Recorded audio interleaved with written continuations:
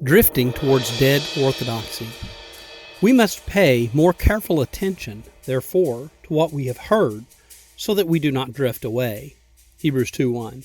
Jesus, heir of all things, creator of the world, and the radiance of God's glory, is himself much better than prophets and angels.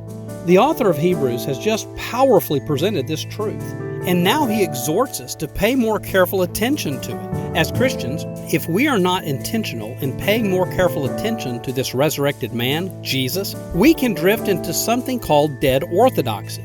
Dead orthodoxy is where we get overly focused on good beliefs at the expense of good living.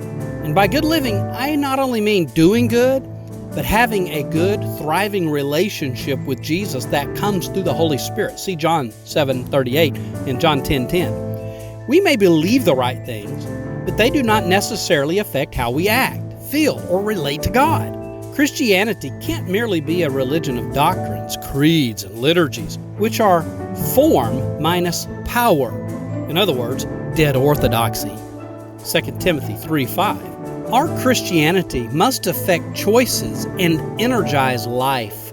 Kids have not left the church in droves solely because the world's pull is so strong, but because often what they have seen in the home is good theology that does not translate into good living, meaning, at least to them, that the good theology they have been taught is not that good.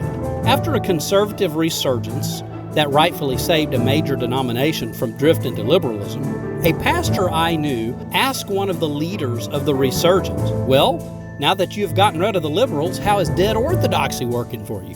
A bold question to be sure, but a good one. We need good theology. Without it, we believe bad things. And when we believe bad things, we do bad things.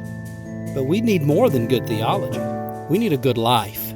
We need abundant life. Without abundant life, our good theology seems irrelevant, and we drift into dead orthodoxy.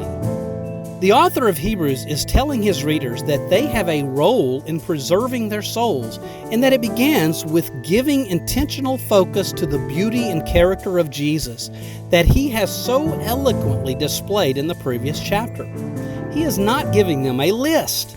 He is giving them one thing they can do: focus their attention on the wonder and magnificence of Jesus. This requires intentionality, and it certainly takes the Holy Spirit's help. And it is perhaps the only way we can keep from drifting into dead orthodoxy.